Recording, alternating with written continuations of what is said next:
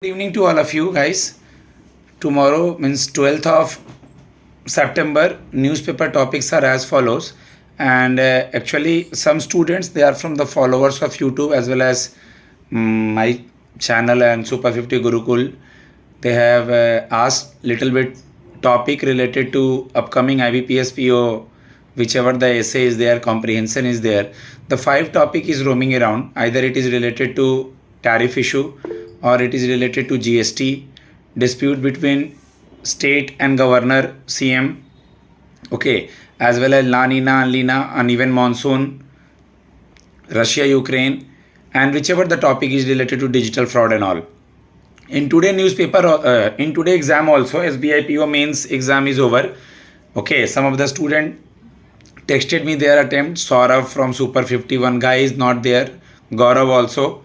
The exam is based on the little bit tougher side in maths. GA is doable 15 to 16 questions. English is doable and reasoning is also doable. Maths में question थोड़े ढूंढने पड़ रहे थे, otherwise जीए में थोड़े 12-13 ही बनते, 14 बनते. ओके, सो आज के टॉपिक्स हम लोग देखते हैं क्या है, और अब IBPS का प्री का रिजल्ट भी जल्दी ही आएगा. Okay Sindhu. Yes, sir. Start. Very good evening, all of you. So, today my topic is about a joint and new journey along with SCO pathway. SCO means here Shanghai Cooperation Organization. So, the context here is the recent Shanghai Cooperation Organization summit have highlighted some things like to build on alternative order and based on some Eurasian cooperation also. So, they are as follows like expanding some security cooperation between the nations. So SCO is moving beyond its traditional security focus on the on three evils like terrorism, extremism, and separatism. So these are mentioned as the three evils of the democracy, and to move beyond its security. Traditional security focus, it is planning to expand its security cooperation, and also SCO has approved some developmental strategies until 2035. So they are like it is planning to reduce some trade barriers that are happening between. That is also called India trade. and China. That is also called trade embargo. Yeah, yes, sir. Yeah, and also it is approved. It has approved some plan to strategize and to create regional value chains between the nations. Similarly, as trade barriers between India and China, this is also taking a major part in India and China regional value chain, and to boost some investments, and also to boost some import and export investments also. And it is also planning to aim for a faster infrastructural projects that are used to reduce the member states and their reliance on financial systems, and to reduce the dependency on US dollar. And this is the foremost thing here. And some alternative projects, they have mentioned one major project like Chabahar port. So they are strategizing to promote this Chabahar port, so to enhance some regional connectivity. So this is also they are doing. So on this base, India is strategizing some views, some highlights on this, like it is going to maintain its independency in foreign policy within the Western partners, with whatever the Western countries India is having good relationship and foreign trade policy, it is going to maintain its independency in those countries, and also and strengthening that partnership also. And it is planning, it is approaching the three pillars like security, connectivity, and opportunity. So it is going to make the opportunity, and it is going to connect with the some few nations in which it is having, India is having good foreign policy relation. And also but due to all these things, India is going to face some limitations and challenges also. That is like we are having some trade disputes between Park Strait, like border between India and China, and its it is lacking its mechanisms to resolve it bilateral disputes. So I'm concluding this with the view that keeping in mind about the our what we Spark Strait and India, China and India border. So India has to plan accordingly in this China Cooperation Organization, whatever the agreement it is going to take with the China. So it has to think about the means what had happened in the history and what we have to move towards our future generation also. So it has to take part in that, and it has to act diplomatically like every time it does, in which it is going to make some agreements, so it is going to Okay, strengthen some Pulori, agreements. conclude So it. it has to plan some. So it is going to plan. It has to plan some agreements which cannot destroy our security, which cannot destroy our connectivity, and which cannot destroy our opportunities towards the other nation. And it should not affect the India's harmony. So this is what I can say. So I'm ending this topic as of now. Thank you. Anuja बोल दो तुम, short में बोलना। कल जब exam था तन्वी, फिर परसों कल संडे है, फिर मंडे हो जाएगा, तो 5 मिनट दे के टॉपिक अपना रेडी कर लेना था, नहीं तो समझदारी था। मैंने कर लिया, मैंने अभी बोलूंगी। Anuja good day. तुम शॉर्ट में बोल दो। बोलो। Okay, sir. My topic is former Chief Justice Sushila Karki is Nepal's first president, first woman PM. Short में बोलना, सब लोग ज़्यादा टाइम मत लेना, कोई भी, सब लोग जल्दी बोलना। Okay sir. सर जैसे कि आप लोगों को पता है कि अभी नेपाल के लोगों की बुरी हालत हो रही है, वहाँ पे प्रोटेस्ट चल रहा है और जनजेड के जो पीपल हैं वो सड़कों पे उतर आए हैं। उन्होंने पार्लियामेंट को और सुप्रीम कोर्ट को डैमेज पहुंचाया है और 19 पीपल की डेथ हो गई है। तो उस वजह से है ना, लोगों ने प्रोटेस्ट किया है और अपनी बात रखी है कि वहाँ पे जो अभी गवर्नमेंट है, जैसे कि केपी ओली है प्राइम मिनिस्टर, उनको रिजाइन कर दो। तो अभी उसके बेस पे अभी कुछ नई उस मैटर में इनको सक्सेस मिली है। वो अभी नेपाल की फर्स्ट वुमेन प्राइम मिनिस्टर बनी है, जिनका नाम है सुशीला करगी। और ये अभी कह रहे हैं कि ये अभी टेम्परेरी उस पे है, परमानेंट नहीं है। और उनके प्रेसिडेंट ने कहा है 5 मार्च 2026 को वहाँ पे वोट इलेक्शन होंगे। अभी इस सिचुएशन को हैंडल करने के लिए टेम्परेरी किया गया है, बाद में इसको सोल्व करने के लिए मेन पॉइंट ऑफ व्यू लिए जाएंगे। अब इनकी हिस्ट्री बता देती हूँ मैं। सुशीला कार्गी जो है वो 73 ईयर ओल्ड लेडी हैं और ये चीफ मिनिस्टर ऑफ नेपाल पहले रह चुकी हैं। और ये होनेस्टी और अपनी एंटी करप्शन के लिए मशहूर है वहाँ पे। और सभी लोगों ने एग्री करके कि हाँ, ये अपनी ईमानदारी के लिए वो प्रचलित है, इसलिए इनको सबने मिलकर प्राइम मिनिस्टर घोषित किया है और आज इन्होंने शपथ ली है। इनका बैकग्राउंड है, ये पॉलिटिकल प्रोटेस्ट की वजह से करप्शन, मिस रूल्स और लेविश लाइफस्टाइल ऑफ पॉलिटिशियन के लिए रिप्रेजेंट करती है। अब 8 सितंबर को प्रोटेस्ट हुआ था जिसमें 19 पीपल की डेथ हुई थी, उसके रिगार्डिंग ये सब हुआ है। इसकी वजह से हमें सबसे पहले बेनिफिट ये हुआ है कि ये नेपाल में पहले मैन ज्यादा थे, जैसे कि पॉलिटिशियन पार्टीज वगैरह में। अब पहली बार ऐसा हुआ है कि वुमेन को आगे रखने का मौका मिला है। अभी प्रेसिडेंट जो है राम फिनिश करो। हाँ जी सर, फिनिश करो। Okay sir. रिजोल्व किया है पार्लियामेंट को और अप्रूव किया है इनको एज ए पीएम। अभी इन्होंने घोषणा की है कि 5 मार्च 2026 को इलेक्शन होंगे। और आर्मी जो है, इन्होंने बड़ा ही मेजर रोल प्ले किया है स्टेबलाइज करने के लिए फोर्स को और रीजन को पॉलिटिकल के लिए। अब बाकी आती है नेक्स्ट इम्पोर्टेंस क्या है हमारे लिए कि जो सुशीला कार्गी हैं पीएम के पद पर आई हैं, उनकी कुछ ड्यूटीज बताई गई है कि अभी उनके सामने बहुत बड़े चैलेंजेस हैं। वो चैलेंजेस ये है कि उन्हें कैबिनेट को फॉर्म करना होगा, मिनिस्टर अपॉइंट करने होंगे और जो प्रोटेस्ट हुआ था उसमें जिन लोगों की डेथ हुई है उनको इन्वेस्टिगेट करना पड़ेगा। और जो अटैक हुए थे गवर्नमेंट बिल्डिंग पे उनकी इन्वेस्टिगेशन करनी पड़ेगी और मेंटेन लॉ एंड ऑर्डर करना पड़ेगा, स्ट्रेंथन डेमोक्रेसी एंड अकाउंटेबिलिटी। तो मेन कंक्लूजन इस टॉपिक का यही है कि सुशीला कारगी जो हैं वो नेपाल की फर्स्ट प्रेसिडेंट पीएम बनी हैं और यही first chief justice of Nepal थी और इनकी एज 73 ईयर है। Thank you. ठीक है, नेक्स्ट तुम। मैं बोलूं सर? हाँ बोलो, मेरी आवाज आ रही है? बोल लो, उसके बाद तुम 3 बचे हो, पूनम मेरी आवाज आ रही तनवीर है? ने आ रही है, सब शॉर्ट हाँ, में so- बोलना। Good evening to all of you, respected sir. My today's topic article is about property rights, travel and the gender gap. Recently अगस्त में हमने सेलिब्रेट किया था international day of world indigenous people 9 अगस्त को, बट ऑन जुलाई 17, 2025 को the supreme court of India एक case था रामचरण और सुखराम का।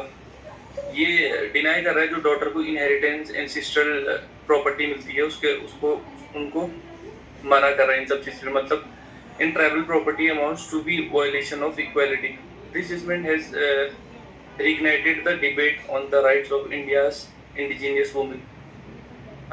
मतलब जो ये डिनाई किया तो उससे इंडिया के जो राइट्स हैं इंडियन वुमन के उसको ये वो कर रहा है, एडवोकेट कर रहा है। और एक केस का बैकग्राउंड है, एक दहिया करके एक ट्राइबल वुमेन थी छत्तीसगढ़ से, उसने पार्टीशन अपना मांगा था मैटरनल ग्रैंडफादर के लैंड से, जो लोअर कोर्ट ने उसे डिनाई कर दिया था कि जो उनका ट्राइबल था गौंड ट्राइबल, उसमें ये कस्टम नहीं था अपने मतलब डॉटर्स को ये प्रोवाइड करना कि मतलब अपनी प्रॉपर्टी आगे फॉरवर्ड करने के लिए ये प्रोवाइड करना।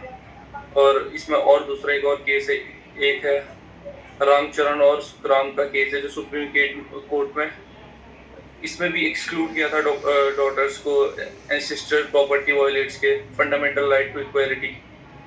और जो पहले की प्रोसीडिंग्स हैं इसमें Madhu Kishwar versus state of Bihar court में अपील किया था कस्टम्स को एक्सक्लूडिंग वुमेन फियरिंग केओस। मतलब इसमें वुमेन्स को इन्हें राइट दे दिया था कि हम एंसेस्ट्रल प्रॉपर्टी वुमेन को देंगे, क्योंकि अगर वो नहीं देते तो फिर ज़्यादा केओस होता है इन सब चीज़ों में। और फिर ये आर्टिकल मेनली फोकस कर रहा है different cases like Prabha Minj और एक वर्सेस मराठा इक्का, ऐसे एक इनका नाम है केसेस। हाँ, ये केस को डिस्क्राइब किया है। हाँ जी सर, केस को डिस्क्राइब किया है ये। हाँ मतलब मेनली ये आर्टिकल पूरा केस पुराने जो पहले के 1996 2022 पहले के केस को डिस्क्राइब कर रहा है कि क्यों नहीं देना चाहिए था। और लोगों ने पिटिशन कोर्ट हाई कोर्ट पहले हाई कोर्ट में डाली, हाई कोर्ट ने डिनाई कर दिया, फिर सुप्रीम कोर्ट ने डाली, फिर सुप्रीम कोर्ट ने डिनाई कर दिया, बट फिर लोगों का और उसमें मतलब इन्वॉल्वमेंट रहा तो फिर सुप्रीम कोर्ट ने बोला कि दे सकते हैं। बट अभी भी ऐसा है कि एक केस था सुप्रीम कोर्ट का 2022 का Kamla Neti versus SLAO supreme court. इसमें सुप्रीम कोर्ट ने मतलब अलाउ कर दिया था tribal women's property rights a step towards मतलब इक्वालिटी, ठीक है। और in it also talk about land ownership gap, मतलब ये लैंड ओनरशिप के गैप भी बता रहा है कि वुमेन्स के पास 16.7% ही है ओनली ST वुमेन्स के पास, और कंपेयर टू मैन जिनके पास 83.3% है। और इस वजह से भी ये अपने प्रॉपर्टी आगे वुमेन्स को फॉरवर्ड नहीं करते, क्योंकि इनको है फेयर अगर वुमेन किसी और मतलब कोई और कास्ट से अगर मैरी कर ले तो ऐसे में प्रॉपर्टी मतलब बढ़ जाएगी इस वजह से भी। और जो भी प्रॉपर्टी बिकेगी तो इससे इनके जो मतलब गांव का जो ग्राम सभा है उसको कोई प्रॉफिट नहीं होगा, वो भी बोला गया। कंक्लूड कर दो।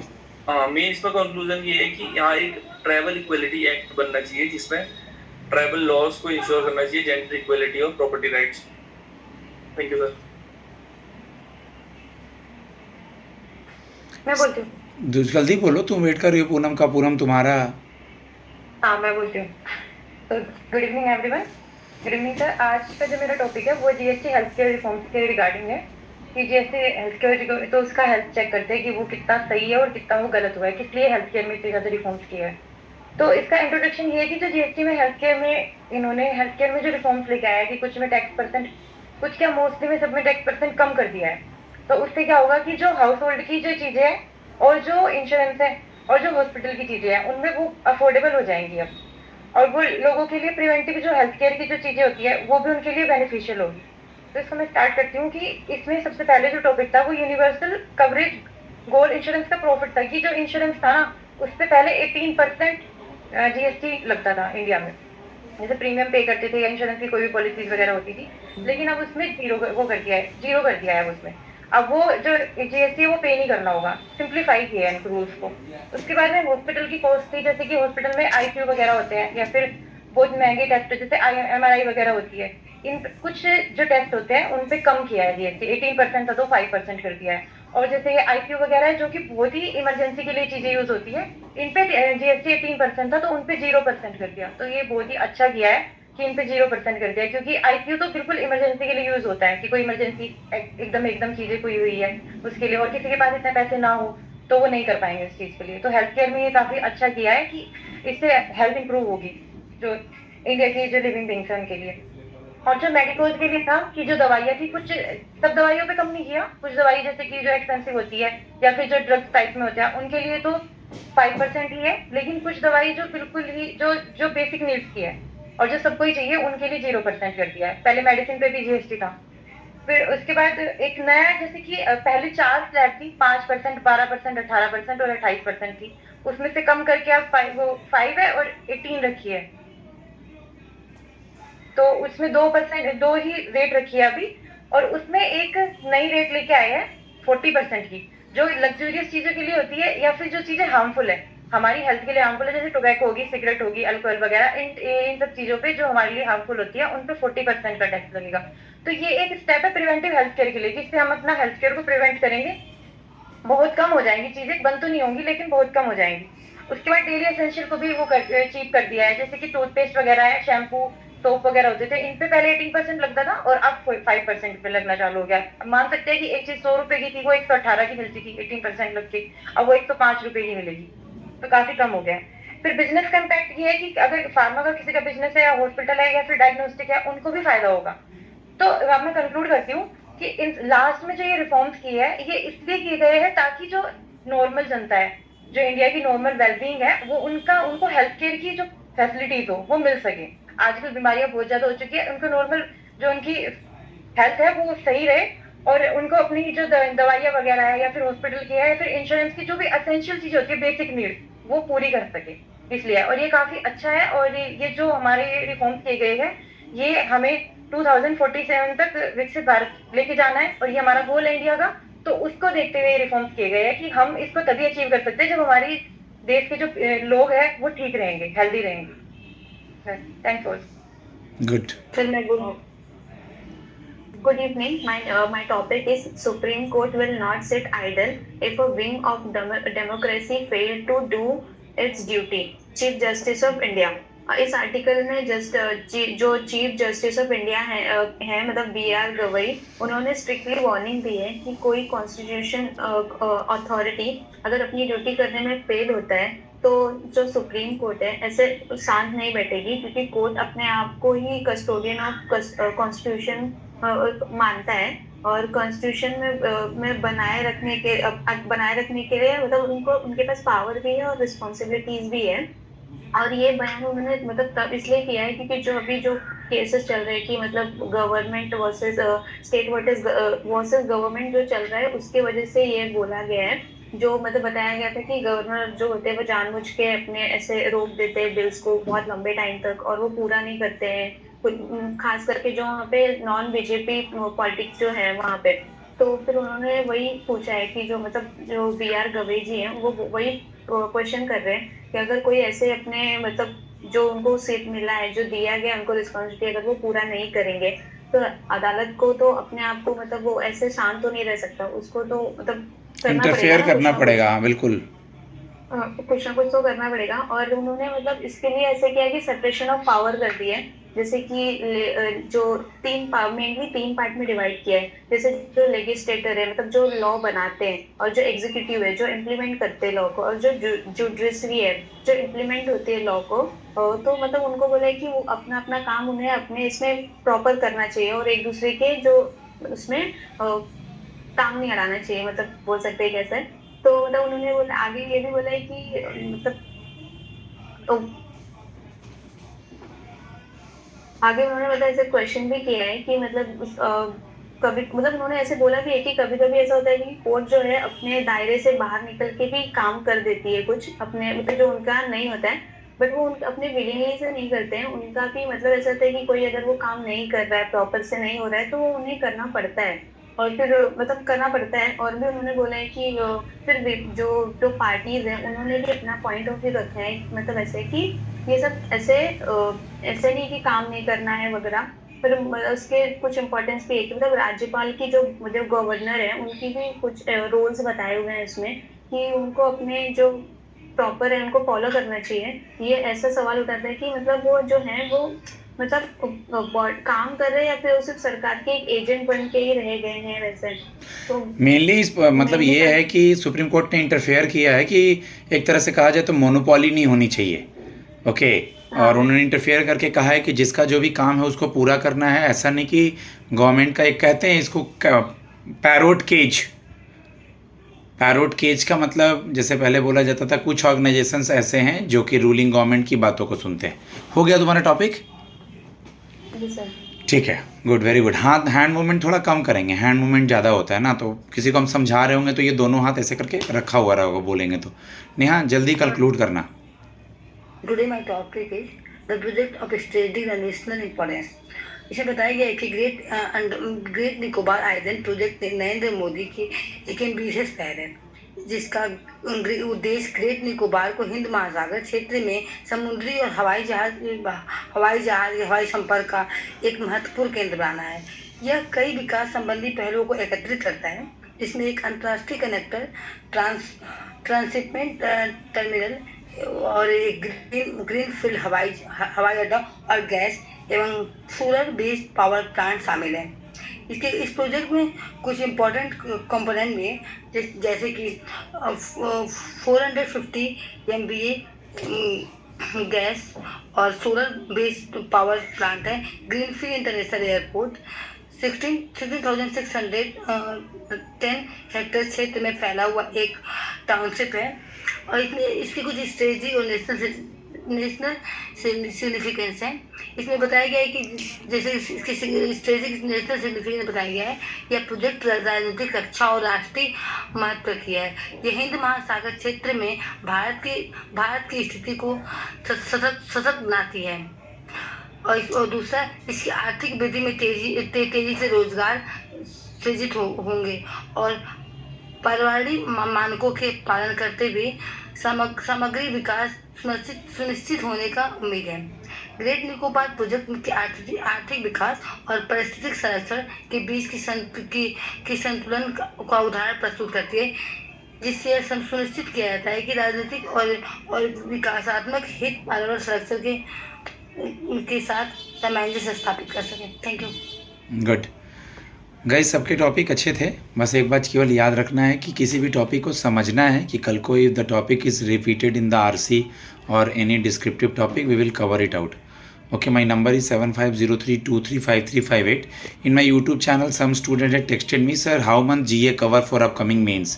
Guys, just try to do that. September first week is going on, second week is going on. इसको साथ लेके चलें और अगस्त से बैक, अगस्त, जुलाई, जून, मई इतना तो रिवाइज कर लें. और apart from this, Nobel prize अभी नहीं मिला है तो लास्ट ईयर का, और जो बड़े इवेंट हुए हैं जैसे पद्म विभूषण, पद्म भूषण, पद्मश्री, 26 जनवरी पे चीफ गेस्ट कौन आया था इस साल का, NRI डे पे चीफ गेस्ट कौन था, जो भी ऑस्ट्रेलियन ओपन वगैरह, विमंडल वगैरह हुए हैं वो, मिस वर्ल्ड, मिस यूनिवर्स हुए हैं वो, तो पीछे की चीज़ें और जो भी RBI के रीसेंट बैंकिंग से रिलेटेड चीज़ें हैं.